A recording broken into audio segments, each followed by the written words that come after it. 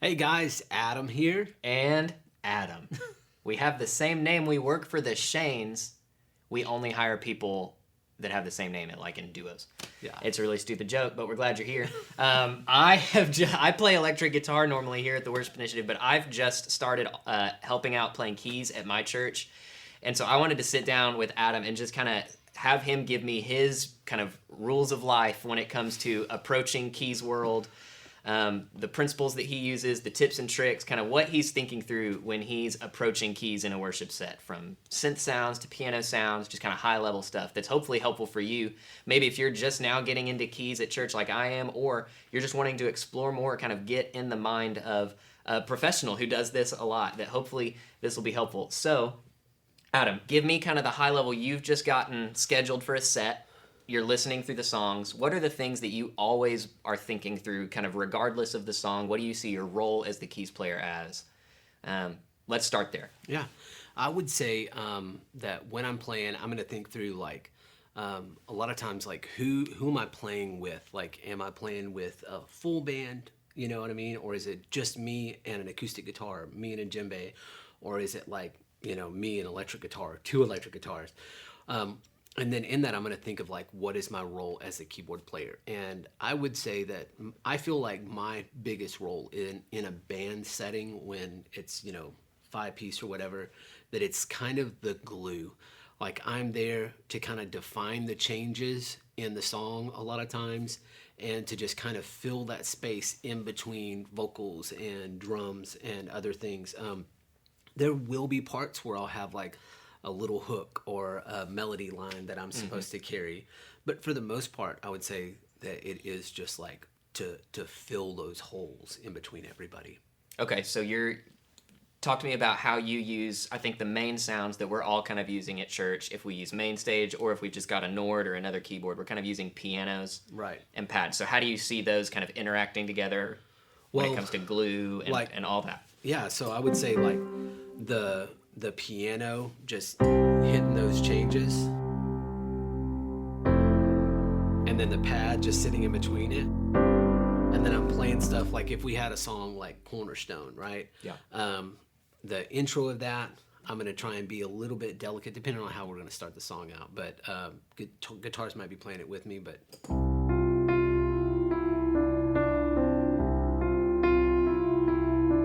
and so on and so on. But then when it hits the verses and the vocal comes in, there's a lot of space in that song between everything that's being sung. So it's like, when darkness...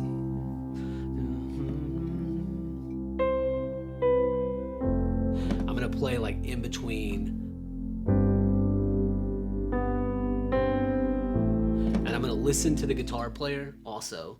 And so hopefully we're going to be trading off, and if I'm playing with a good acoustic guitar player like Shane, he's going to fill some of those holes in between his vocal, and I'm going to try not to overplay and to get messy. And I'm especially going to try when he's singing, or when someone's singing, I'm going to try not to play those parts on top of the lyrics of the song, because I don't want to take away from that. I'm wanting to kind of keep everyone from being bored in between everything that's being sung. So we're going to sing something, play something, sing something, electric guitar play, sing something, acoustic guitar play. Yep. And I'm just kind of trying to fill those holes. And then the pad is just there in between, just kind of holding it all together. Yeah.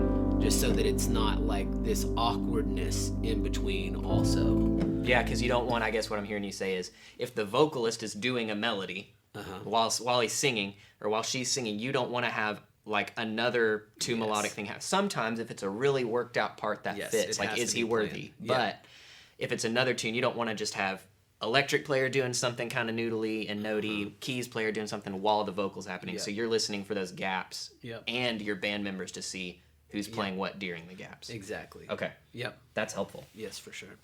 What about the bigger, we hear songs now, our friend Phil's really good about this. He just really utilizes synthesizers really well. It's really cool. There's a ton of them.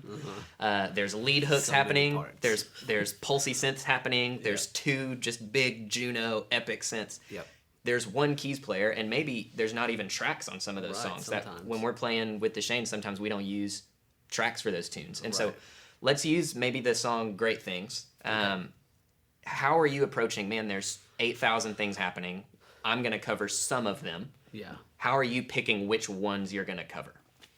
Yeah, I would say that my number one priority on that, I'm going to have a piano in there still. I use a piano on Great Things, and a lot of times like hitting those really big low notes really helps. Like having that reverb, just kind of like boom sound, and then I'm going to like fill a lot of space with bigger, more epic pads. Okay. You know, because the guitar player, if he's in a rhythm state, I can do something different. But in that, he's like playing like a lead line, Yeah. and so there's nothing else really there besides the drums.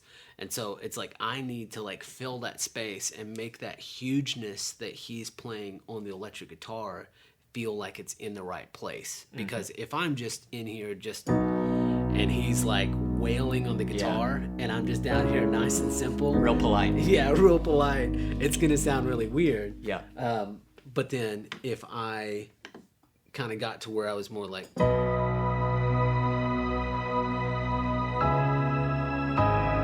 Yeah. yeah, and then that's gonna give him room.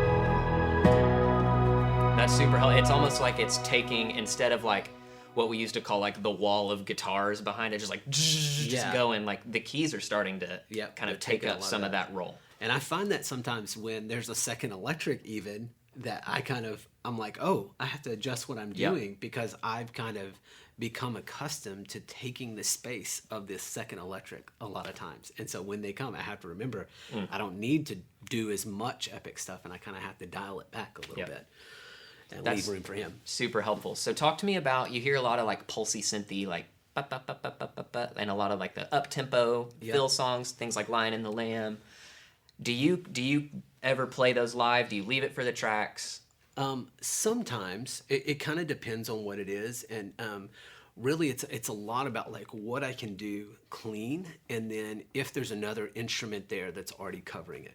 And so sometimes I'll listen to a song and I'll hear a kind of like arpeggiated pulsy part, but then I listen and I'm like, oh, the guitar player's not really doing anything, so I might text the guitar player and I'm like, hey, can you cover that pulsy arp sound that's in the bridge of that song? And it's usually a pretty easy thing Yeah. for them to do. And then sometimes I'll listen to a song and there might be some arps going on, but the acoustic guitar is kind of sitting in that space. And so I'm like, I don't really need to get in there and cover that as well. But then there are songs like a song like Build My Life. I use a ARP in Build My Yeah. Life. I use like a Juno pluck, and it's very simple, but it just kind of like adds a lift where it's just like jun, jun, jun, jun, jun, jun, and I'm just layering it in. I think it's like just on my right hand, just to kind of like add some movement to that part. And even though there are acoustics and electrics and everybody else is in there doing something, it's still there. Yeah. But I would say for the most part, I'm making sure that it's in a tempo that I can cleanly do it. And if at all it's going to get wonky or it's going to interfere with other instruments, then I would probably tend to pull it out. Yeah, that makes me think about two things with that song. One, on the arps, if there is like a lot of people already doing the pulsy stuff, it's Yeah. really hard live to get those, it seems like, lined up.